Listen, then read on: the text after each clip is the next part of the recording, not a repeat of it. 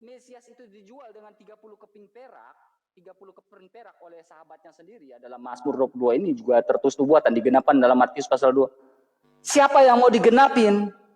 Siapa yang mau menggenapi nubuatan Mazmur 22 ini? Siapa yang mau menggenapin Mazmur 22 ayat 8 ini? Siapa yang mau menggenapin? Siapa? Kemudian poin berikutnya berbicara dalam Matius pasal 16 ayat 23. Saya bukakan. Matius 16 ayat 23, berbicara. Apakah dia koma? Gak mungkin. Di sini sesudah itu Yusuf dari Arimatia, ia murid Yesus, tetapi sembunyi-sembunyi karena takut kepada orang Yahudi. Meminta kepada Pilatus supaya ia diperbolehkan menurunkan mayat siapa ini? Mayat Yesus diturunkan. Dan Pilatus meluluskan permintaannya itu. Lalu datanglah ia dan menurunkan mayat itu. Tertulis jelas di sini bahwa Yusuf dari Arimatea, kalau kita baca ini konteksnya dari atas, ketika lambungnya tertusuk, dia mati di sini. Lalu di sini berbicara tentang apa? Ini digenapin nubuatan ini, lambungnya tertusuk digenapin. Lantas bagaimana? Yusuf Arimatea bahkan menggendong Yesus nih, mayat Yesus. Jadi mayat siapa di sini yang digendong nih? Kalau bukan mayat Yesus. Mengapa saya bilang mayat Yesus yang digendong? Karena memang ada sesuai. Sesuainya di mana teman-teman? Sesuainya adalah ada 3 pengadilan Yahudi pada saat itu. 3 pengadilan Yahudi di hadapan Hanas, di hadapan Kayafas, di hadapan Mahkamah Agung. Dan kalau berbicara 3 pengadilan, sangat selaras dengan apa? Filsuf atau sejarawan Yahudi, yaitu siapa namanya? Flavius Josephus. Tertulis. Jadi bagaimana ini? Sekian mungkin. Ibu, masih banyak sih. Tentang dicium saya belum balas ya. Saya belum nanti ingatkan tentang dicium tadi. Tadi itu ayat berapa sih yang RK bawa itu? Aduh. Coba bacakan satu-satu nubuatannya. Kita kupas tuntas di sini. Oke. Yesaya 53. Bentar, ayat 3. Bentar. Yesaya 53. Belum ya, saya belum mulai ya. Kita bahas. Ya, apa-apa, saya belum. Kalau bahas ayat ini nggak bisa kita diamkan gitu. Betul. Yesaya 53 ya. Ayat 3. Oke, siap. Oke, 1. Apalagi?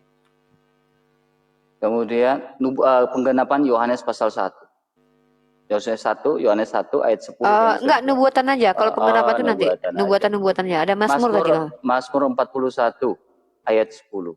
Mazmur 41 ayat 10. Mazmur 41 ayat 10.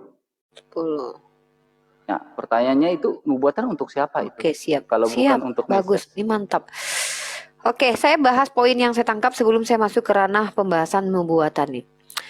Ini ya, saya kasih standing point lagi nih. Yang tadi sudah kita lewatkan, walaupun ada beberapa pertanyaan, ya, tapi pertanyaan RK sudah saya jawab ya, bahwa di Al-Quran tidak eksplisit dijelaskan. Kalaupun itu tafsiran, ya ada 3 nama. Sarchis, Simon, dan juga Yudas ya. Dan kalau saya pribadi tidak akan pernah sebutkan siapa nama yang diserupakan karena Allah dan Nabi saya tidak sebutkan, maka saya tidak mau lancang. Kita langsung ke putaran kedua. Tadi tentang poin-poin yang saya catat di sini adalah orang Yahudi mengakui kematian Yesus. Oke, ini yang mau saya bahas RK.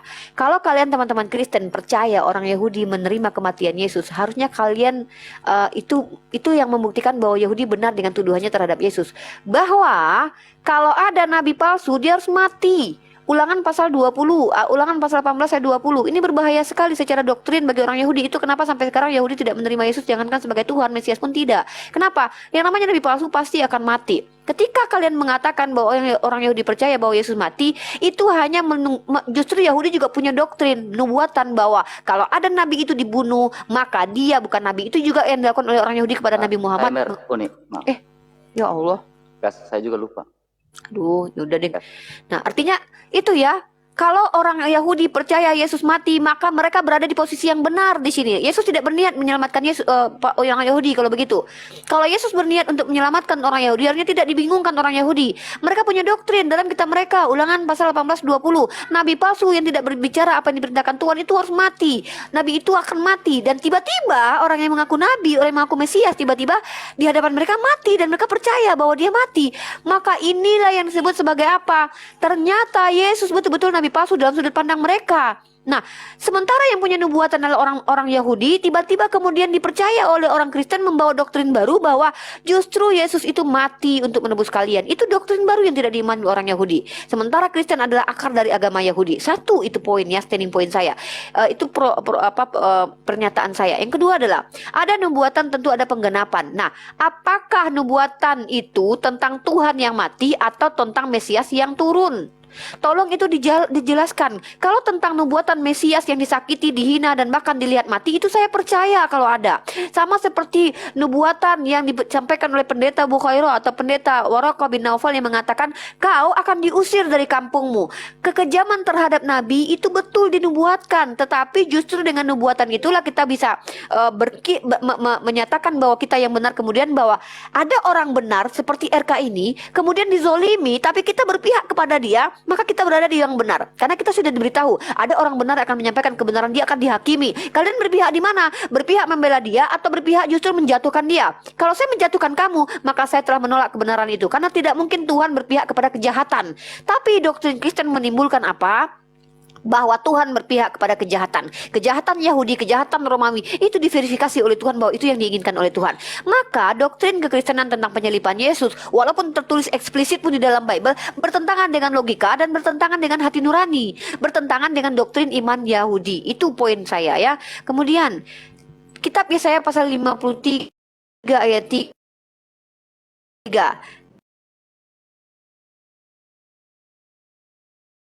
Ini Di sini sinyalnya. dalam Sinyalnya. Yesaya, oke, sorry RK. Oke, sorry dulu. Bentar ya, signal ya. Oke, udah bagus. Oke. Ini RK tadi mengutip. Oke. Yesaya pasal ke-53. Siapakah yang percaya pada berita yang kami dengar, dan kepada siapakah tentang kuasa Tuhan dinyatakan? Sebagai taruk ia tumbuh di hadapan Tuhan, dan sebagai tunas dari tanah kering. Ia tidak tampan dan semarak pun tidak ada sehingga kita memandang dia, dan rupa pun tidak sehingga kita menginginkannya. Ia dihina. Di sini Yesus digambarkan buruk rupa, jelek. Apakah RK percaya dengan hal itu? Ya, kalau memang RK percaya nubuatan pasal 5, Yesaya pasal 53 ini, maka secara tidak langsung RK harus akui Yesus itu berwajah jelek, buruk rupa. Dan kenapa kalian menggambarkan dia sebegitu gantengnya gitu? Ya, ia dihina dan dihindari orang, seorang yang penuh kesengsaraan dan yang biasa menderita kesakitan. Ia sangat dihina sehingga orang menutup mukanya terhadap dia. Dan bagi kita pun dia tidak masuk hitungan, tetapi sungguhnya penyakit kita yang ditanggungnya dan kesengsaraan kita yang dipikulnya. Oke, anggaplah saya percaya dengan nubuatan ini. Tapi apakah ini indikasinya Tuhan menjelma jadi manusia? Doktrin kalian dibenarkan oleh karena ini. Kalau seandainya dia menanggung, Nabi itu menanggung penderitaan karena kejahatan manusia, itu betul. Ya, tapi bagaimana dengan pernyataan kitab Mazmur yang lain bahwa ya. Oke, saya tanya sama RK, Mazmur pasal 43, apakah itu bisa dikatakan nubuatan buat Yesus? Oh, sorry, bukan Mazmur 91 ya. Bentar teman-teman. Kita akan perang nubuatan di sini. Bentar ya. Nah, di dalam lindungan Allah, ini Mazmur 91 yang sering dikutip oleh orang Kristen juga untuk nubuatan Yesus. Orang yang duduk dalam lindungannya Maha Tinggi dan bermalam dalam naungannya Maha Kuasa. Bayangkan orang yang duduk dalam naungan yang Maha Tinggi itu mati. Di tangan yang Maha Tinggi, di bawah kekuasaan yang Maha Tinggi. Bagaimana mungkin ini doktrin ini seperti ini harus dipercaya? Dan bermalam dalam naungan yang Maha Kuasa, akan berkata kepada Tuhan, tempat perlindunganku dan kubu pertahananku, Allahku yang percaya. Buat apa dia berlindung kepada Tuhan? Sementara dia mati kok. Apa kata-kata ini untuk apa? Dia berlindung, aku berlindung kepada Tuhan. Toh dia mati. Sungguh dialah yang akan melepaskan engkau dari jerat perangkap burung. Dari penyakit sampar yang busuk, dengan kepekaannya ia akan melindungi engkau. Ini semua tidak ada artinya karena dia tidak terlindungi, dia mati. Ya, dengan kepaknya ia akan melindungi engkau, di bawah sayapnya engkau akan berlindung, kesetiaannya ialah perisai dari pagar tembok. Engkau tak usah takut terhadap kedahsyatan malam, terhadap panah yang terbang di waktu siang. Ini artinya yang namanya Nabi itu harus pasrah ketika dia memang mau dihajar. Makanya baginda Rasulullah itu tidak pernah melawan ketika di awal-awal dia disakiti. Tapi ketika telah terkumpul kekuatan itu, dia harus melawan balik. Itu juga dilakukan oleh Yosua dan juga Musa. Ya, itu poin saya. Walau 1000 orang rebah di sisimu dan 10.000 di sebelah kananmu, tetapi itu tidak akan menimpamu, RK. Tidak akan menimpa. Kalaupun ada orang mati di samping Yesus, Yesus bangkit di antara orang mati. Orang mati. Tapi apakah Yesus akan menimpa itu? Kenapa tidak dipercaya nubuatan ini untuk Yesus? Terima kasih. Terima kasih. Terima kasih. Saya jalankan timer ya.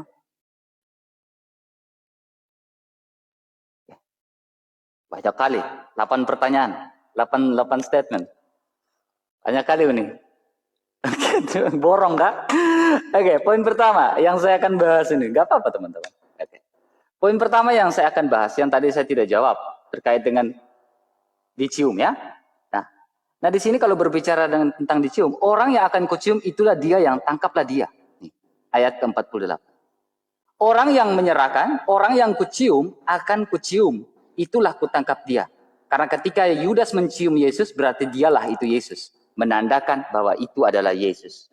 Itu poin pertama, ayat yang sudah saya bantah. Poin kedua, berbicara tentang, memang tidak ada eksplisit ya dalam Al-Quran ya. Tetapi ada satu poin yang saya tangkap dari Uni Rifa. Ketika Uni Rifa, apakah Uni Rifa sepaham bahwa Yesus dari Nazaret itu yang mati? Kan Uni Rifa bilang dia mati. Kita bicara tentang nubuatan. Dia mati. Dia mati sebagai nabi palsu. Itu kan asumsi. Ya, asumsi atau statement, ya saya tidak tahu. Tetapi statement Uni Rifa bahwa mengakui sama seperti Yahudi bahwa Yesus mati. Entah statementnya dia adalah nabi palsu. Tetapi statement pertama adalah Uni mengatakan Yesus mati. Nah ini udah yes. Kalau Yesus mati, statement yang Uni katakan Yesus mati, berarti bagaimana dengan Anisa 157? Itu coba Uni Rifa nangkap kan?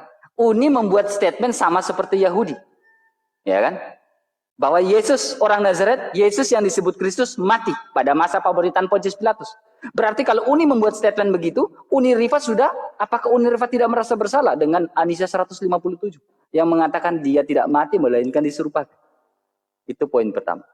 Poin kedua, yang akan saya lihat ya, kalau dia mati, dia Tuhan kok dia mati? Saya membicarakan bahwa yang mati adalah kemanusiaannya. Yang mati, tapi kita nggak bicara soal Tritunggal nih. Kita bicara soal fakta kematian ya. Dia Tuhan kok dia mati, tapi perlu saya membahas ini, perlu saya mengcover ini juga ya. Saya tidak bilang yang mati itu adalah Bapa. Karena saya bukan wanis. Saya tidak pernah mengatakan yang mati itu adalah Bapa. Saya tidak pernah mengatakan itu. Tapi saya bilang yang mati adalah Kurios, Tuhan, ya, Adonai, Tuanku, ya. Maka kalau gini ya, kalau pada saat itu kami tidak, saya udah sering katakan, Tuhan saya tidak perlu dibela. Yesus saya tidak perlu dibela. Ketika ada yang ngomong-ngomong tentang Yesus saya, apa hak saya, apa dasar saya membela Tuhan saya? Dia Tuhan kok ngapain saya bela? Bahkan pada saat itu Petrus ingin membela Yesus. Apa yang dikatakan oleh Yesus? Maka Yesus berpaling dan berkata kepada Petrus, "Enyalah iblis, engkau suatu batu sandungan bagiku. Sebab engkau bukan memikirkan apa yang dipikirkan oleh Allah, melainkan apa yang dipikirkan oleh manusia." Ini jelas tertulis di sini. Dia Tuhan kok ngapain saya bela dia? Untuk teman-teman Kristen, kalau ada yang ngomong Tuhan, ngapain saya bela? Dia Tuhan kok. Petrus saja mau bela, Tuhan bilang apa? Nggak usah bela. Yang dipikirkan Allah, jangan kau jadi batu sandungan. Karena memang segala sesuatu memang sudah dinubuatkan dan harus terjadi. Poin berikutnya, di mana dasarnya kita mengatakan bahwa itu adalah nabi palsu? Sekarang saya tanyakan, mungkin Uni bukan orang Yahudi ya, mungkin Uni bukan orang Yahudi. Tetapi perlu saya membuat sebuah pernyataan. Kalau Uni ada tahu tentang ini, silakan lampirkan dengan data. Kalau itu di mana nubuatan mesianik, itu nubuatan untuk nabi palsu. Ada dua indikasi, ada dua indikator yang akan kita bahas. Kalau itu nubuatan pertanyaan saya, apakah Yesaya 53 ayat 7, dia dianiaya tetapi dia membiarkan diri ditindas dan tidak membuka mulutnya seperti anak domba yang dibawa kepada pembantaian, seperti induk domba yang keluh di depan orang, mengunting bulunya, ia tidak membuka mulutnya. Apakah Yesaya 53 ayat 7 ini nubuatan untuk nabi palsu? Kalau memang dasar nubuatan untuk Yahudi bahwa itu nubuatan nabi palsu, salah total. Karena ini berbicara nubuatan untuk Mesias. Lantas kapan Mesias itu datang? Kalau nubuatan ini belum digenapi. Kapan Mesias ini datang? Kapan nubuatan Yesaya 53 ayat 7 ini digenapin? Yesaya 53 ayat 7 ini belum digenapin sampai sekarang. Enggak pernah, belum. Tanya Yahudi. Kalau ada nubuatan bagaimana dia menggenapin? Ya, itu poin pertama. Poin berikutnya, sudah 9 detik. Jadi intinya bukan Bapa yang mati. Tetapi saya bilang Tuhanku, Lord, my Lord, Adonaiku yang. Terima kasih. Oke, kita masuk ke Trinitas, tapi saya tidak mau bahas Trinitas biar kita tidak melebar kemana-mana. Saya hanya menanggapi argumentasi RK, walaupun kita akan lari kemana, tetap saya akan tanggapi argumen dari RK. Kita akan bahas tentang nubuatan Mazmur 91 yang belum selesai saya bahas tadi ya. Oh iya. Oke, saya selalu lupa. Oke, silakan. Oke, ya. Saya ulangi ya, saya bacakan Mazmur 91 teman-teman ya, ayat ke-8. Engkau hanya nih, terhadap penyakit sampar, engkau akan dijauhkan terhadap penyakit sampar, berjalan dalam gelap terhadap penyakit melurai mengamuk di waktu petang. Walau 1000 orang rebah di sisimu dan 10.000 di sebelah kananmu, tetapi itu tidak akan menimpamu. Engkau hanya menontonnya dengan matamu sendiri dan melihat pembalasan terhadap orang-orang fasik. Ya, sebab Tuhan ialah tempat perlindunganmu, yang maha tinggi telah kau buat tempat perteduhanmu. Kalau Tuhan tempat berlindung, harusnya dia melindungi, bukan dia mematikan, mengizinkan mati orang yang dilindunginya. Malapetaka tidak akan menimpa kamu dan tulah tidak akan mendekat kepada kemahmu. Nah, walaupun ini perkataan Daud, tapi kenapa teman-teman Kristen juga mengambil kitab Mazmur untuk sebagai nubuatan Yesus seperti yang dikutip oleh RK tadi? Oke, ada kesalahpahaman RK menangkap poin saya dan saya harus luruskan di sini ya. Pertama adalah tentang dicium tadi ya, tentang dicium. Taruhlah saya percaya bahwa ada nubuatan bahwa dia akan dicium untuk dikhianati. Tapi poinnya adalah itu tidak mengindikasikan bahwa dia akan mati. Tapi kalau ditangkap namanya Nabi Yohanes Pembaptis atau Nabi Yahya dalam iman kami pun, kami percaya bahkan dibunuh. Tapi dia bukanlah rasul yang seperti Nabi Isa, Nabi Musa ya, yang mengajarkan satu kaum, tapi dia adalah nabi. Nah, orang-orang terpilih dari kalangan orang-orang soleh yang kemudian memiliki wahyu dari Tuhan. Nah, tapi untuk orang-orang yang diutus oleh Tuhan, maka itu diselamatkan oleh Tuhan dalam banyak literatur seperti Nabi Ibrahim, kemudian Nabi Nuh dan juga nabi-nabi yang dalam kami itu masuk ke kategori ulul azmi gitu. Nah, kemudian kalau kita bahas tentang itu nubuatan pengkhianatan, tidak masalah. Ya, tidak masalah. Kita percaya kalau Nabi itu dikhianati, bahkan disiksa dan dianiaya. Bukan berarti dia harus mati seperti Yunus yang juga masuk ke dalam perut ikan. Nah, apakah kata RK begini sama saya? Apakah Yesus dari Nazaret yang Uni percaya mati? RK harus paham konteks berdiskusi saya di sini. Saya tidak mengklaim bahwa Yesus itu mati sesuai dengan Bible lalu saya tuduh Yesus nabi palsu. Bukan. Saya menunjukkan konsekuensi logik dari imannya Kristen. Ketika orang Kristen mengatakan bahwa Yahudi percaya Yesus mati dan kalian pun ikut percaya, maka sejatinya kalian sama dengan orang Yahudi yang mengatakan Yesus nabi palsu. Kenapa? Dalam Ulangan pasal 2 dalam kitab Ulangan pasal 18, Ulangan 18 ayat 20, nabi palsu itu harus mati. Nabi palsu tidak akan bisa hidup lama, bertahan panjang untuk mengajarkan ajarannya, tidak mungkin. Nah, apakah nih? Nanti pertanyaan saya ke RK ya terkait tentang ini. Justru saya, seluruh umat Islam itu tidak percaya Yesus nabi palsu. Kami percaya dia adalah utusan Tuhan yang benar, makanya kami percaya dia diselamatkan Tuhan. Karena Tuhan yang katakan, orang yang dicintai Tuhan itu akan ditudungi oleh Tuhan, akan dilindungi oleh Tuhan, bahkan kakinya pun tidak akan terantuk batu. Nah, maka kami mempercayai firman Tuhan Bani Israel harusnya. Tapi RK membantahnya dengan mengatakan, justru dia mati, maka RK sepakat dia nabi palsu. Karena nabi palsu harus mati. Pertanyaan saya kepada RK, saya lupa tadi ini pertanyaan RK ya, apakah Uniriva percaya bahwa Yesus itu? Saya jawab pertanyaan RK. Pertanyaan saya kepada RK secara logik adalah, ketika Tuhan menyatakan dalam kitab Ulangan 18:20 bahwa nabi palsu itu akan mati, apakah RK juga percaya bahwa Tuhan mematikan nabi asli? Di saat bersamaan Tuhan katakan yang palsu akan dimatikan, tapi tiba-tiba Tuhan juga matikan nabi asli. Itu dijawab karena Yesus juga nabi. Nah, nubuatan tentang Adonai Kurios yang saya tidak mengerti RK di sini menganggap Yesus sebagai apa ya? Karena memang RK bukan oneness yang menganggap bahwa Bapa itu yang mati, ya. Tetapi pertanyaannya, ketika RK saya tanya ini pertanyaan kedua adalah nubuatan bahwa yang mati itu adalah firman Tuhan yang adalah juga Allah setara dengan Bapa dibantah oleh pernyataan RK bahwa yang mati itu bukan Bapa. Bagaimana mungkin ketika ada dua entitas dikatakan sehakikat dalam ranah teologi kekristenan Tritunggal tetapi tidak mengalami hal yang sama? Bapa tidak mati tapi anak itu bisa mati. Ini tidak bisa dikatakan sehakikat. Maka gagallah konsep homoousios yang hadir di Konsili Nikea sebagai iman rasuli yang dipercayai oleh RK sekarang ini. Makanya saya katakan doktrin Kristen itu membantah logika, membantah hati nurani, membantah ajaran Yahudi, membantah ajaran Islam. Itu kenapa saya tidak akan percaya dengan doktrin bahwa Adonai kah Tuhan kah Nabi mati untuk menebus dosa manusia. Karena sebelumnya ajaran ini mengajarkan untuk apa? Ketika kau ingin bertobat maka tebuslah dirimu dengan buah perbuatanmu, bukan dengan kematian Tuhan Adonai ataupun Bapa itu sendiri. Kurang lebih seperti itu RK. Jadi kita masuk ke ranah logika. Pertanyaan saya, Kalau RK menganggap bahwa, ya Unirifa, bahwa ketika Tuhan peringatkan Nabi palsu itu mati, maka saat bersamaan Tuhan juga matikan Nabi yang asli. Ini agak lain Tuhan nih, sorry RK. Ini agak pedas sedikit ya dek. Ya, mungkin itu dulu. Tekankan pertanyaan yang ingin diajukan ke saya RK, biar saya juga bisa menjawab. Terima kasih. Apa-apa. Saya gak apa-apa. Lebih banyak Alkitab yang saya jawab nggak? Oke, santai. RK ini senyumnya manis ya guys.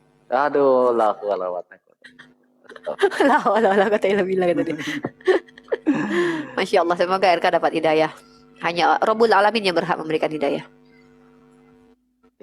Enggak pun RK diberikan hidayah oleh Allah, saya berdoa semoga RK bahagia hidupnya ya di dunia. Tapi dunia aja, akhirat belum tentu. Oke, kasih. Terima kasih nih. Oke. Saya minta maaf, saya orangnya santai, selalu nggak pernah baper. Ya. Jadi saya baper kalau dengan teman-teman Kristen saya sendiri. Ya. Poin pertama ya, hanya iblis yang tidak menginginkan kematian Yesus Kristus. Ya. Kenapa saya katakan hanya iblis yang tidak menginginkan kematian dari Yesus Kristus? Yesus yang disebut Kristus. Banyak cara kita kalau runut dari latar belakang ketika kelahiran Yesus, ya banyak iblis tidak menginginkan sampai berusaha untuk membuat Yusuf meninggalkan Maria. Iblis tidak menginginkan kedatangan Mesias. Hanya iblis yang tidak menginginkan kedatangan Mesias. Kemudian sampai sebuah titik di mana iblis mengatakan seperti ini. Ya. Nih, saya tunjuk. Ini ayat yang saya bawa tadi. Maka berpalinglah Petrus. Ini di mana kisah di mana tetapi Petrus yang Yesus ke samping dan menegur dia. Katanya, Tuhan kiranya menjauhkan hal itu. Ini kata Petrus loh. Tuhan kiranya bisa menjauhkan hal itu. Hal itu sama sekali tidak akan menimpa engkau. Petrus sampai berkata, Tuhan, hal itu sama sekali tidak akan menimpa engkau Tuhan. Engkau bisa selamatkan dirimu. Yesus bilang, kalau kita baca runut sampai di bawah, Yesus bilang gini. Saya bisa memang. Jelas ada sebuah bidah yang mengatakan Yesus tidak disalibkan, melainkan diserupakan. Diserupakan oleh orang yang bernama Simon dari Kirene. Lalu Simon dari Kirene memikul salib, lalu Yesus tertawa dari kejauhan. Itu adalah sebuah ajaran Basilides. Ajaran sesat yang tidak sesuai dengan fakta sejarah, bahwa kalau kita lihat Josephus Flavius itu hidup pada zaman tidak jauh hidup dari zamannya rasul-rasul itu, Rasul Yohanes kalau saya baca. Pada zaman itu dia menuliskan bahwa yang disalibkan adalah Yesus yang disebut Kristus. Mengapa perlu terjadi demikian? Supaya pernyataan Yesus bisa terverifikasi dalam Lukas pasal 22 ayat yang ke-44. Bahwa Musa menuliskan aku, bahwa Mesias. Nah, kita para nabi, Yesaya menuliskan bahwa Mesias harus mati. Kitab Mazmur menuliskan bahwa Mesias harus mati. Bisa terverifikasi pernyataan itu. Nah, sekarang poin berikutnya, ya. Kita bisa lihat di dalam ada dua statement dari Uniriva. Kalau statement yang pertama dari Uniriva membawa sebuah statement, sebuah argumentasi dari Yahudi. Tetapi kadang Uniriva juga membawa statement dari Basilides. Diserupakan. Dan statement ini tidak jauh beda dengan statementnya. Dari statement orang Basilides ini tidak jauh beda dengan statementnya Petrus. Sama nih di ayat itu. Nah, sekarang pernyataan saya. Statement yang kedua, Uniriva membawa statement dari Al-Quran. An-Nisa 157. Yang benar yang mana nih? Statement dari Yahudi atau statement dari Islam? Dari Al-Quran. Supaya kita tidak standar ganda. Kemudian poin berikutnya. Tentang Uniriva kalau percaya bahwa Yesus tidak disalibkan. Yesus mana yang tidak disalib? Karena pada masa pemerintahan pada saat itu. Pemerintahan pada situ ada dua Yesus namanya. Yesus yang disebut Barabas dengan Yesus yang disebut Kristus. Yesus Barabas adalah seorang penjahat yang tidak disalib. Penyamun. Uniriva mau percaya yang mana? Yang disalib atau tidak disalib? Oke, terima kasih. Oke, bentar ya. Ada tadi yang saya luput untuk membahasnya, bentar.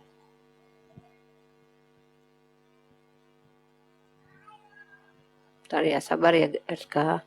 Ini waktunya. Gak apa-apa, Uni sabar dulu. Uni siap dulu datanya, baru nanti kita jalankan waktu. Bentar.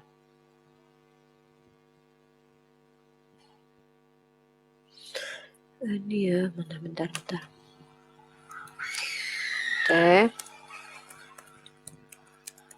Oke, saya bahas argumen RK yang agak Kita sorry ya. waktunya jalan. Oke. Bentar. Oh, belum. Oke.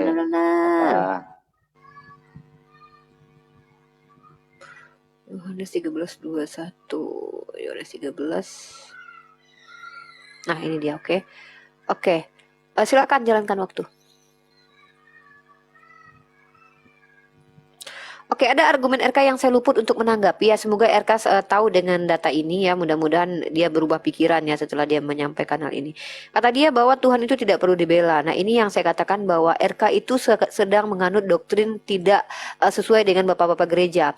Yang namanya sehakikat itu sama persis, yaitu homoseus ya, antara bapak dan anak sehakikat. Sementara kalau kita lihat, RK tidak percaya bahwa Tuhan itu perlu dibela. Baik, saya bahas ya. Kalau kita baca dalam kitab Ulangan ya, bahwa apa kata pernyataan Tuhan Bani Israel, anak Pinehas itu membuat murka Tuhan surut karena dia giat membela Tuhan ya, kehormatan Tuhan. Maka perlukah Tuhan dibela? Saya bacakan. Bilangan pasal 25 ayat 11. Pinehas anak Eleazar anak Imam Harun telah menyurutkan murkaku daripada orang Israel oleh karena ia begitu giat membela kehormatanku di tengah-tengah mereka, sehingga tidaklah kuhabisi orang Israel dalam cemburuku. Karena perintahnya kita ini adalah memuliakan Tuhan.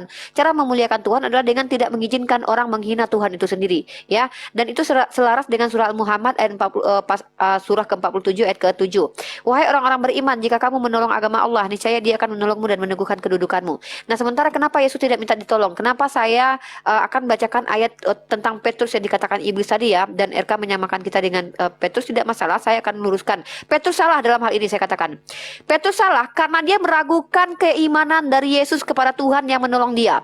Seolah-olah Tuhan gak akan mampu menolong Yesus. Makanya Yesus itu orangnya berani, mau dibunuh, mau dihajar pun dia akan berpasrah diri, seperti Yunus yang masuk ke perut ikan, seperti Nabi Muhammad yang melawan orang-orang yang menjahati dia, Nabi Ibrahim yang sabar masuk dalam api, begitu juga dengan Nabi Daud yang dengan penyakitnya dia sabar. Nah, ketika ada orang yang mengatakan jangan gitulah, nanti kamu nggak diselamatkan Tuhan loh, itu orang tidak beriman. Wajar Petrus dikatakan iblis karena dia tidak beriman. Masa dia tidak percaya kepada Tuhan padahal Yesus sudah melakukan mujizat-mujizat di hadapan dia, Yesus sudah menurunkan roti, Yesus sudah melakukan ini, melakukan itu, kok masih tidak percaya dengan kemuliaan Tuhan, kekuatan Tuhan? Kenapa dia takut kalau Yesus akan diapa-apakan? Yesus justru sangat percaya diri bahwa dia tidak akan diapa-apakan karena dia itu dalam perlindungan Tuhan. Orang yang hidup dalam perlindungan Tuhan tidak akan pernah takut mati, RK. Seperti saya contohnya, saya tidak pernah takut mati karena saya percaya Tuhan itu akan melindungi saya. Dalam kesesakan saya akan diselamatkan oleh Tuhan. Inilah kehebatan Yesus ya. Dia tidak takut dengan hansip Romawi. Tapi Petrus yang bukan siapa-siapa, dia bilang, guru jangan begitu, nanti kamu kenapa-napa. Ya kurang lebih seperti itu diksinya. Wajar kalau dia dikatakan iblis oleh Yesus, karena hanya iblis yang tidak percaya kepada kekuatan Tuhan. Lalu bagaimana RK mengatakan yang menginginkan kematian Yesus adalah iblis? Tidak ada diksinya di situ iblis menginginkan, tidak menginginkan kematian Yesus. Justru di situ Petrus dikatakan iblis karena dia tidak beriman. Nah, tapi justru iblislah yang menginginkan kematian Yesus. Di mana dasarnya? Dan sesudah Yudas, dalam Yohanes pasal 13 nomor 27, sesudah Yudas menerima roti itu, ia kerasukan iblis. Maka Yesus berkata padanya, apa yang hendak kau perbuatlah dengan segera. Ini loh iblis di dalam diri Yudas, tetapi tidak seorang pun dari antara mereka yang duduk makan itu mengerti apa yang dimaksud mengatakan itu kepada Yudas, karena Yudas memegang kas. Ada yang menyangka bahwa Yesus menyuruh dia membeli apa-apa. Inilah yang menjadi asbab Yudas mengkhianati Yesus, karena dia dirasuki iblis. Kalau iblis tidak menginginkan, ini berarti ada dua iblis yang berbeda, berkontradiksi nih. Jadi iblis satu menginginkan kematian Yesus, iblis satu tidak menginginkan kematian Yesus. Iblis satu merasuki Yudas, iblis satu merasuki Petrus. Ini bagaimana konsepnya RK? Ya, ini agak aneh. Nah, kemudian kalau kita bahas tentang pernyataan RK yang saya catat tadi adalah bahwa yang mati itu bukan Bapa ya. Ini membantah homoousios Yesus, di mana sehakikat antara Bapa dengan anak.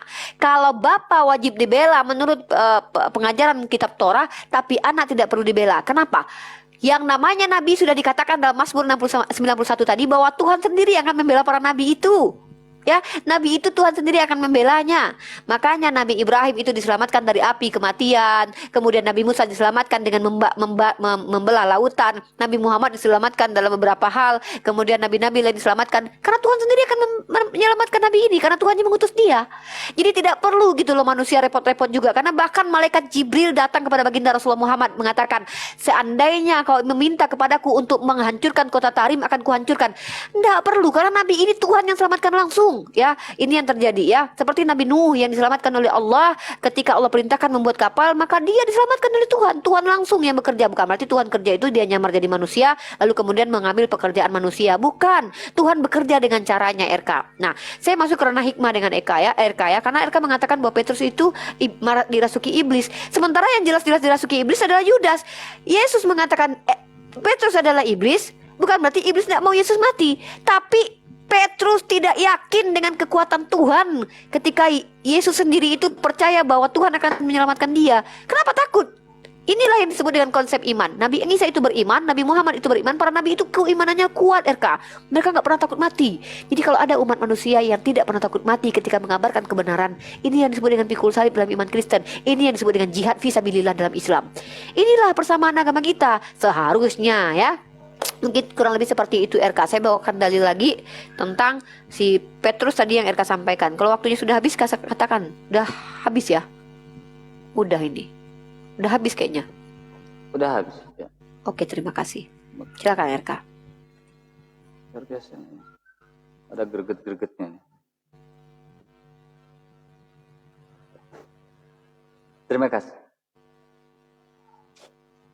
Oke, poin pertama. Ya. Poin pertama.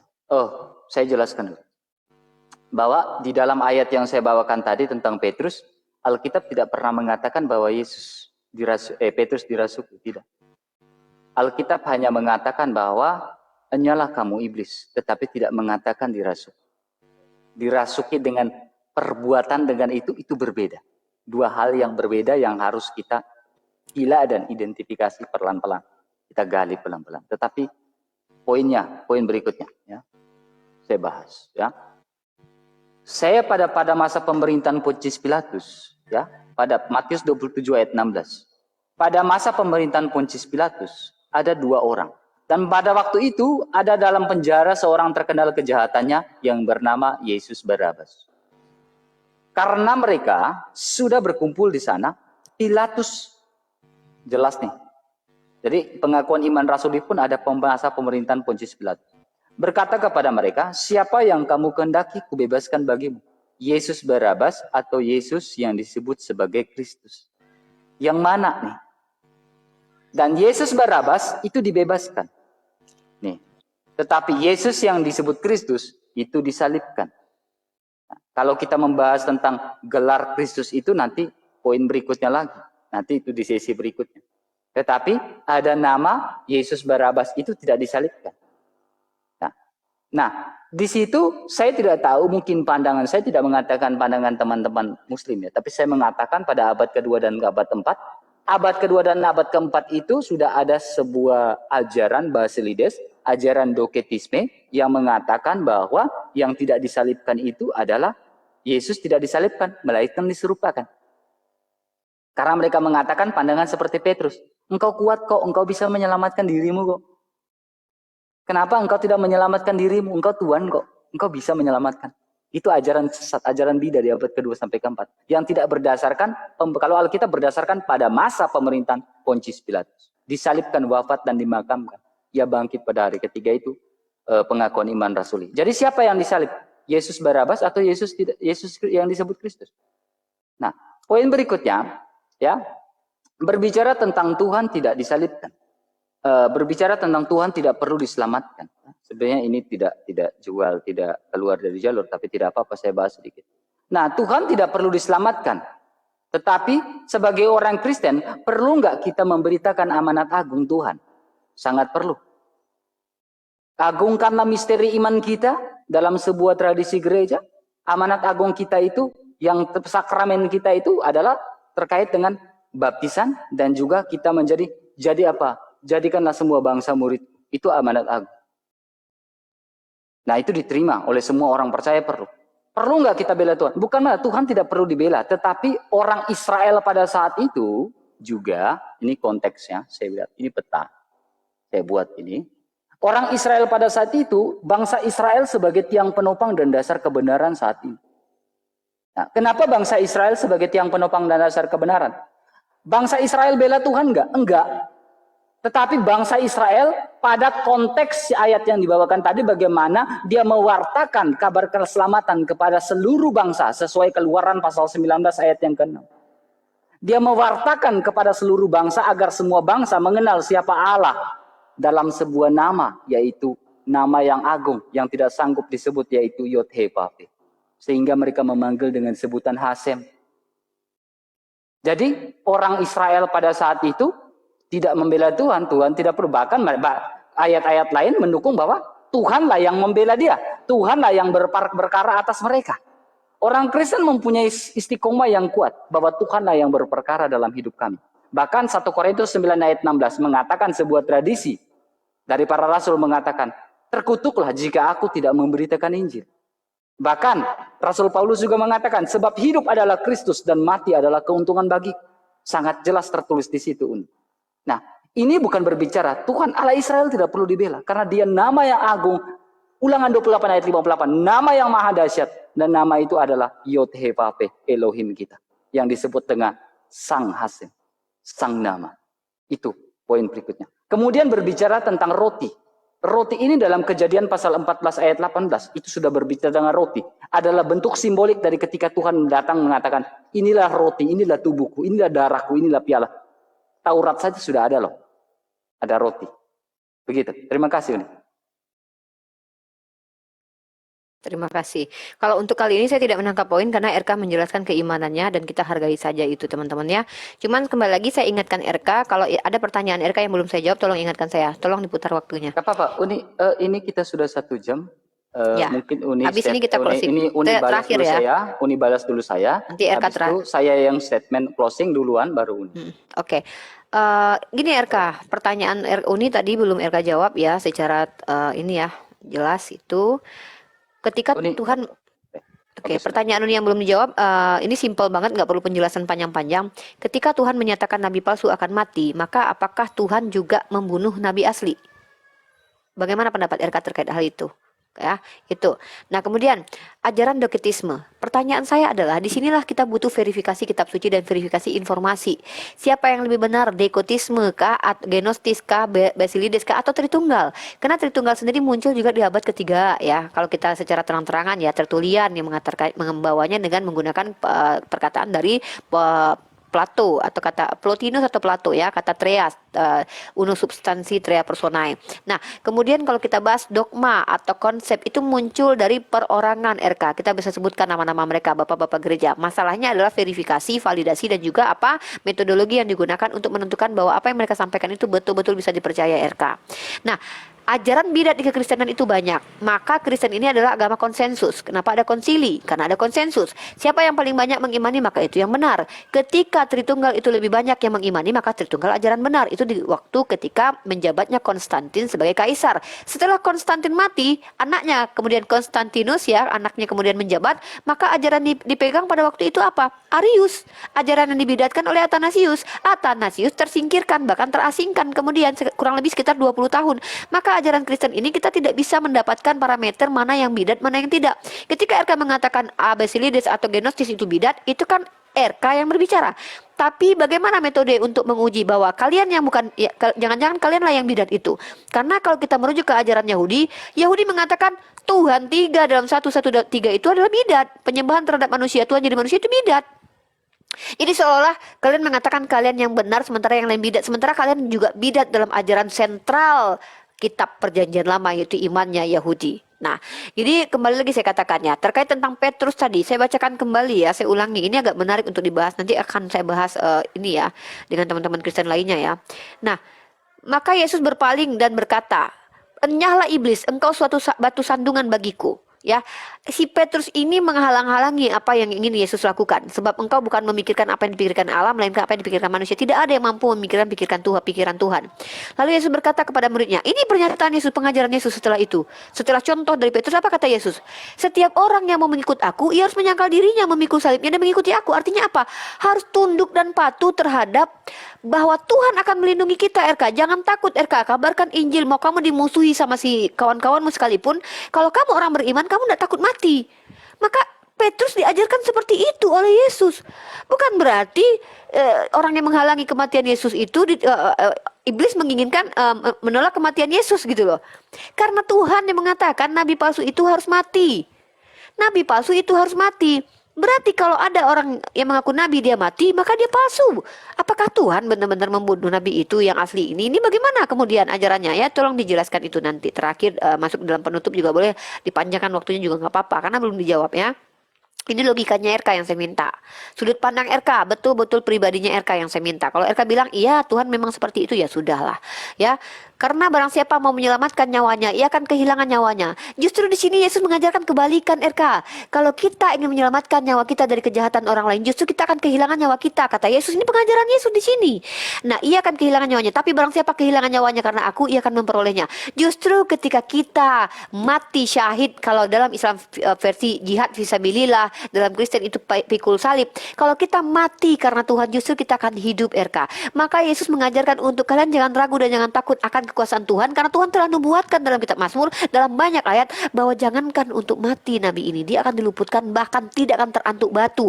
Karena dia ada seorang orang yang belajar kitab suci, dia tahu nubuatan bahwa even nabi itu akan dibunuh sekalipun dia tidak akan pernah mati, maka dia tidak pernah takut oleh kematian karena dia percaya Tuhan akan menyelamatkan dia. Karena ada dalam kitab Mazmur pasal 91, Tuhan menjadi tempat bernaungku, Tuhan akan melindungi aku.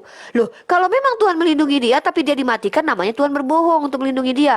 Maka Yesus adalah orang beriman. Seperti itulah umat Islam RK. Umat Islam itu tidak perlu takut akan kematian karena Tuhan tempat melindungi kita. Ketika Tuhan katakan dia akan melindungi kita, Tuhan tidak akan izinkan kita mati konyol. Andai pun kita sudah janjian kita mati, kalau orang beriman tidak akan mati konyol RK, tapi mati dalam keadaan baik, mati dalam keadaan husnul khotimah, bukan dalam keadaan terkutuk yang disebut dengan husnul khotimah. Tapi apa yang terjadi pada Yesus dalam doktrin iman Kristen?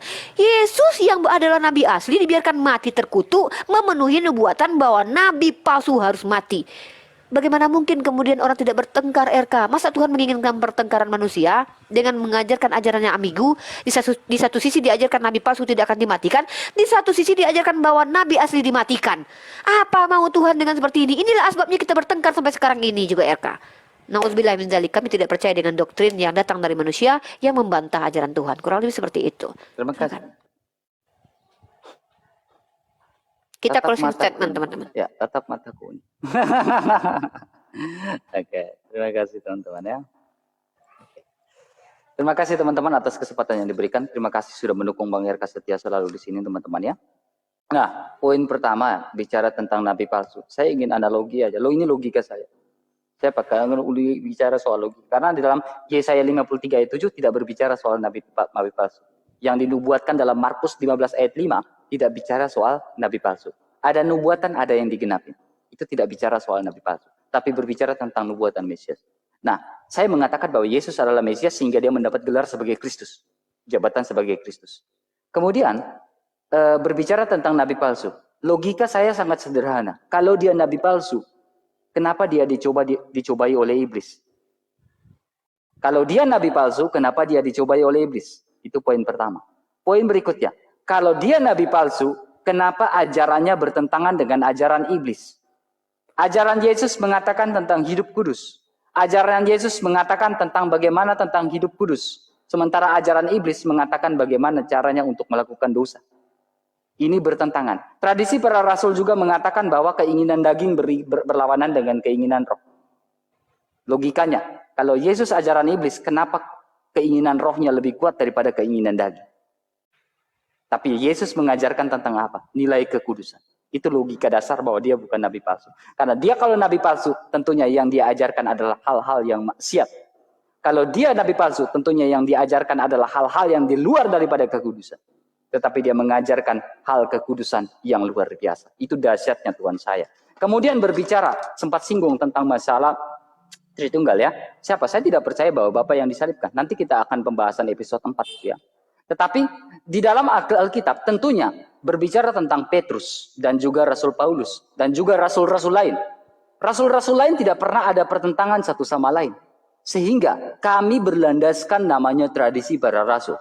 Tradisi para rasul itu sangat jelas mengatakan dalam 2 Korintus 13 ayat 13, damai Tuhan besar bersamamu, ya.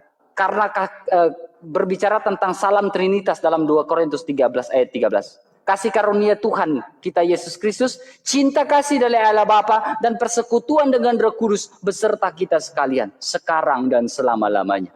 Tentunya pernyataan Rasul Paulus ini kalau bertentangan dengan rasul-rasul lain, tentunya Rasul Paulus langsung di-cut. Petrus nggak boleh, itu salah. Tapi tidak, Petrus tidak pernah meng-cut pernyataan dari Rasul Paulus. Petrus atau rasul-rasul lain tidak pernah meng-cut pernyataan dari Rasul Paulus. Bahkan Stefanus ketika dia mau dirajam saat itu, dia bilang apa? Aku melihat anak manusia duduk di sisi kanan Allah Bapa. Ada nggak di-cut pada saat itu oleh rasul-rasul lain? Ada nggak waktu itu langsung dikorek pada saat itu? Tidak pernah. Tetapi sangat jelas di situ. Kasih karunia dari Tuhan kita Yesus Kristus, cinta kasih dari Allah Bapa dan persekutuan dengan Roh Kudus beserta kita sekalian. Itu berbicara. Kemudian dalam Yesaya pasal 6 ayat 2 dan 3, dia mengatakan, Kudus, kudus, kudus. Kenapa kudusnya 3 kali? Kenapa kudusnya tidak 1 kali? Dalam Wahyu pasal 4 ayat 8, dia mengatakan, kudus, kudus, kudus. Kenapa kudusnya tidak 1 kali saja? Kenapa kudusnya tidak 2 kali? Kenapa kudusnya tidak 4 kali? Kenapa kudusnya harus 3 kali?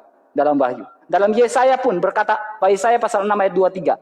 Ayat 2 dan 3 mengatakan, kudus, kudus, kudus. Kenapa tidak 4 kali? Karena berbicara tentang kebagaimanaan Allah. Allah ingin memberikan informasi, ini loh bagaimana saya, siapa saya. Supaya kalian mengenal siapa saya. Siapa aku? Aku adalah aku. Kebagaimanaan Allah. Kejadian pasal 1 ayat 1, dia berbicara tentang kebagaimanaan Allah. Merujuk sampai 2 Korintus 13 ayat 13. Tapi saya tidak mau terlalu panjang di situ. Kemudian, udah ya, mungkin waktu saya 1 menit ya. Saya mungkin memberikan sebuah statement. Maaf kalau saya ada salah-salah kata, maaf saya ada kurang-kurangnya, Unirifa kalau saya tidak menjawab pertanyaan, tetapi Luar biasa, RK. saya mencatat ini, terima kasih Unirifa ya, ini ada sekitar 20 pertanyaan lagi Unirifa. Ada 20 pertanyaan Unirifa kepada saya yang saya catat. Dan Keren kalau saya kurang, ya. kalau kurang lebih, kalau kurang lebihnya seperti apa, kalau saya tidak bisa menjawab pertanyaan, maafkan mungkin saya manusia, Ya, nggak apa-apa, saya nggak punya apa-apa. kekurangan, saya Ya. punya keterbatasan juga. Kalau saya ada salah-salah kata, maafkanlah saya, teman-teman Islam. Kalau saya ada menyinggung teman-teman Islam atau teman-teman Kristen, maafkan saya karena saya pun manusia, tak ada gading yang tak retak. Saya nggak Mungkin nyangka, RK, kalau saya sekeren itu gitu. Sekali ngomong 20 pertanyaan muncul. Ya, keren banget saya gitu ya, RK. Berkali itu saya catat buku besar.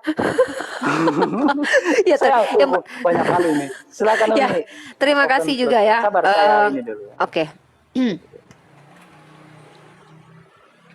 Saya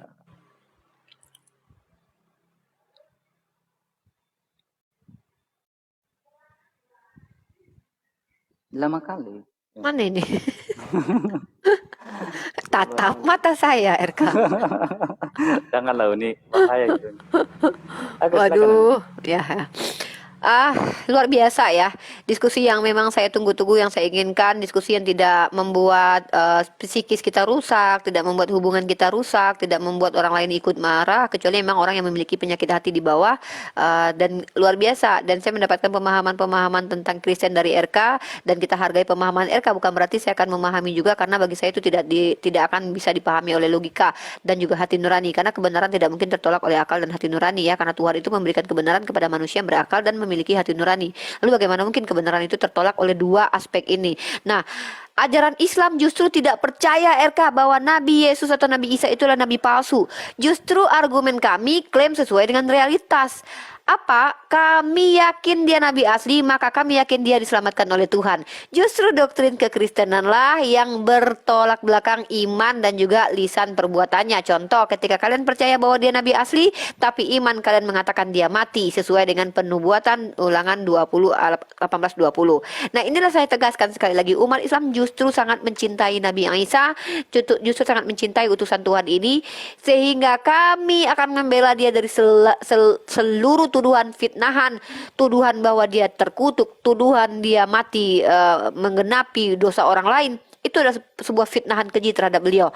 Makanya kami hadir untuk membela nama beliau supaya menjadi kesaksian di hadapan Allah bahwa kami tidak biarkan orang-orang menghina bukan hanya Nabi Muhammad saja, tapi juga Nabi Isa alaihissalam. Ajaran Islam percaya kalau Nabi Isa nabi asli, karena itu kami tidak percaya bahwa Tuhan tak mematikan, maksudnya Tuhan mematikan dia dengan cara konyol. Bahkan Allah mengangkat beliau ke hadirat Allah dan melepaskan beliau dari orang-orang kafir, orang-orang najis, dan kemudian mengutus beliau kembali untuk melaksanakan misi terakhirnya, yaitu apa? Untuk melaksanakan, meluruskan apa yang telah disalahpahami oleh orang-orang setelah nanti ketika sebelum hari kiamat datang. Nah, RK membahas tentang kudus 3 kali. Lah terus kalau kami wudhu 3 kali, apa kami trinitas? Kan tidak begitu gitu ya. Jadi tidak ada kaitannya dengan tema kita sebenarnya. Tapi itu pembelaan RK terhadap iman dia tentang trinitas, teman-teman.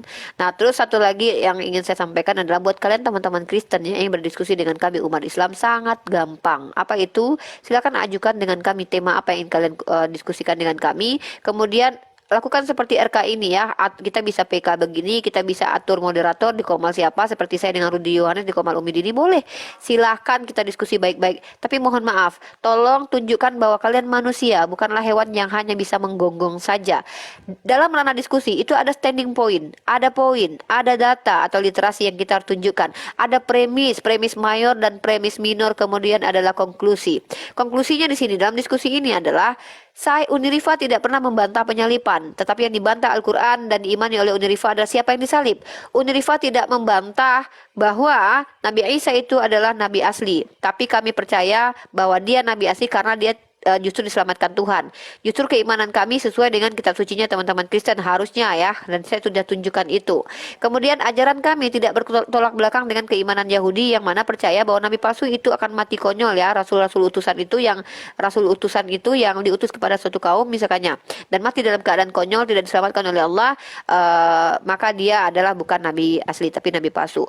Kurang lebih seperti itu teman-teman yang perlu kita bahas. Karena kalau kita bicara tentang nabi, tidak semua nabi itu diutus kepada kaum ya. Ada juga nabi yang mati di tangan Bani Israel tetapi dia tidak diutus oleh satu kaum. Dan bahkan dia tetap meninggal, tapi bukan meninggal dalam keadaan dinista, dihina dan terkutuk seperti itu sehingga namanya sangat buruk di dunia. Padahal nabi-nabi adalah nama orang-orang yang dimuliakan di dunia, wajihan fi dunya wal akhirah, dan juga dimuliakan oleh para malaikat. Nabi Isa itu bergaung, bernamanya bergema di seluruh alam bahwa dia adalah wajihan fi dunya wal akhirah. Nah, itulah kenapa kami umat Islam tidak menyangkal Nabi Isa, tetapi kami menyangkal tuduhan terhadap Nabi Isa alaihissalam. Mohon maaf teman-teman Kristen, apapun diskusi saya dengan RK hanyalah sebagai bentuk bahwa kami mencintai ilmu dan kami sama-sama ingin membela, bukan kalau RK tidak membela Tuhan tapi dia membela keimanannya, apa yang dia anggap benar dia coba luruskan dari sudut pandang orang yang dia anggap salah. Sementara saya adalah membela agama saya dari syubhat, mengajak RK atau mendakwakan kepada RK bahwa begini loh sudut pandang dalam Al-Quran yang mungkin saja RK tidak terima ataupun RK tidak pelajari. Terlepas terkurang kita berpisah di sini karena iman, tapi tetaplah kita satu NKRI, sama-sama menjaga dan merawat keperbedaan di negara kita. Dan dengan diskusi santun seperti ini kita adakan diskusi lintas iman sambil edukasi, sambil menimba ilmu, sambil kita merawat bertoleransi satu sama lain. Kita sepakat untuk berbeda. Saya sepakat berbeda dengan RK, bukan berarti saya harus memusuhi RK. Buktinya RK bisa bercanda dengan Bang Yonatan Nandar dan RK pun bisa bercanda dengan saya. Andai kita bertemu nanti di dunia nyata, tentu kita tidak akan perlu saling membenci. Karena lakum dinukum waliyadin, RK agama RK untuk RK, amalan RK untuk RK, dan begitu pun saya. Respect kepada RK, tetaplah seperti ini, janganlah berubah seperti yang pernah dilakukan oleh teman-teman RK yang lain. Sehat selalu buat RK. Mohon maaf kalau ada kata-kata salah. Wabillahi taufiq wal hidayah. Assalamualaikum warahmatullahi wabarakatuh. Kurang lebih seperti itu RK. Terima kasih. Terima kasih, Uni. Nah, mungkin gimana, kita sudah selesai Ya. Uni? Ya, Bagaimana cara keluarnya? besok, Saya nggak bentar, tahu. tema yang selanjutnya RK mau bahas apa? Galatia pasal 3 ayat 13 kan? Tentang kutukan. Jadi ini Ya. kapan? Besok lagi atau malam? Gak apa-apa, saya mau bahas Besok teman lagi. saya aja setiap hari, gak apa-apa, saya mau. Ya, besok jam 9. Oke, boleh. Jam 9 lagi. Oke. Terima kasih RK, sehat selalu ya. RK ini wajahnya kayak orang wudhu, tapi sayangnya dia nggak wudhu. Saya Tapi pakai skincare dia kan. Cerah. Makanya Karena dia pakai skincare guys, tapi makanya wajahnya sabar kayak dulu orang ya, saya wudhu. bilang dulu ya untuk teman-teman di Ya, YouTube, thank you banyak sudah dukung Bang Irka. Terima kasih, Tuhan Yesus memberkati sampai Maranatha. Shalom. ya. Sehat selalu RK ya. Terima kasih banyak. Terima kasih banyak. Mudah-mudahan dijamah ya RK. Ya, dijamah. Jamah, dipilah. Nandar ini kadang Oke. saya buat saya ketawa aja, Nandar ini ada tuh. Ya, jadi ini kita sebelum kita berpisah di sini saya satu pesan buat RK. Ini anggaplah pesan dari saudarimu yang berbeda keyakinan denganmu, wahai saudaraku, bahwa tetaplah menjadi apologet, janganlah berubah menjadi polikardus, tetaplah menjadi, kalau berpolemikus itu hal yang lumrah, manusia itu punya polemik, dinamika kehidupan, tapi tetaplah jangan berubah menjadi penghujat, karena kau tidak akan besar dengan menjadi penghujat, tapi besarlah menjadi seorang yang betul-betul akademis dan engkau akan bisa menjadi teolog. Suatu saat kau akan mengeluarkan jurnal terkait tentang perbandingan agama, maka kau akan menjadi seorang scholar ya. Harapan saya seperti itu. Lanjutlah dan lanjut kuliahnya, Dek. Mudah-mudahan lanjut kuliahnya ya Saya mau sampai kuliah tapi saya masih pikir perempuan, jadi saya susah. ya, atau menikah dulu ya. Oke, terima kasih RK. Sehat selalu. Salam dan salve. Waalaikumsalam. Gimana caranya ini mutu? Saya Oh, juga ini nggak tahu cara keluarnya. tahu nih. Oke. Alhamdulillah alamin teman-teman ya.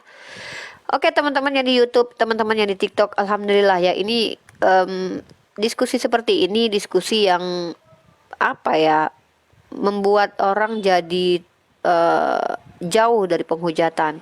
Diskusi-diskusi di mana kita semua bukan untuk terang-terangan menyerang agama orang lain karena memang kita tidak percaya dengan ajaran agama orang lain, tapi kita membuka wawasan dan cakrawala berpikir, menunjukkan bahwa kita ini sama-sama berkeyakinan dan kita berada di dalam kebenaran, maka kita bertarung secara akhlak. Justru saya dengan RK seharusnya bertarung akhlak siapa yang paling bagus, bukan akhlak siapa yang paling buruk, gitu ya.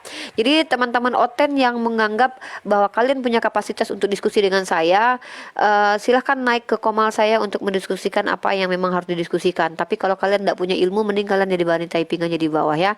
Jangan teriak-teriak di depan saya, Anda tidak layak, Anda tidak layak, sementara lu lebih nggak layak lagi kita ketika berbicara. Jangankan agama orang lain, lu aja nggak berlayak berbicara agama lu sendiri ya, yang di bawah typing yang rasa itu ya. Dan anehnya orang-orang yang berbicara dari segi akademis itu justru dibenci. Ini hal yang sangat memilukan bagi saya ya. Ini sangat menyedihkan ketika RK adalah orang yang sangat santun, diskusi berusaha baik, justru dia dimusuhi oleh Polikardus atau Polemikus yang adalah antek-anteknya setan ya, yang dimana mereka adalah mengikuti iblis lah jadi bapakmu gitu ya, karena kau hanya melakukan kejahatan, kau ingin rusuh, kau ingin komal-komal itu saling menghujat dan saling caci dan maki, kaulah bapakmu yang adalah iblis, kurang lebih seperti itu. Yang di YouTube saya tutup. Assalamualaikum warahmatullahi wabarakatuh.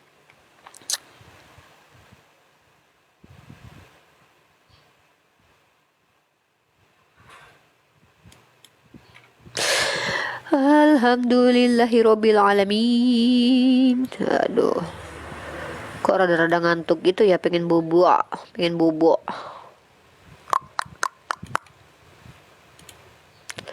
Pengen tidur guys. Aku tuh sering begadang sekarang padahal aku tuh lagi libur kuliah loh. Tetap aja harus baca biuku guys. Tapi enggak juga sih, aku seling-selingi kadang dengar musik. Nantilah aku tidur. Kita dengar musik lagi untuk menjelaskan. Oke, manuskrip itu adalah manual skrip, tulisan tangan. Sementara autograf itu adalah tulisan tangan pertama sekali dari penulisnya, yaitu autograf ya, yang pertama sekali dibukukan gitu. Parkamen itu adalah tulisan-tulisan yang tidak di buku saja, lebih spesifik ya, dia lebih ditulis di kulit-kulit hewan atau tempat-tempat lain gitu. Kemudian mushaf adalah kumpulan suhuf, kumpulan kitab-kitab, kumpulan tulisan-tulisan yang dibukukan, kurang lebih seperti itu ya sayangnya. Itu dia bedanya.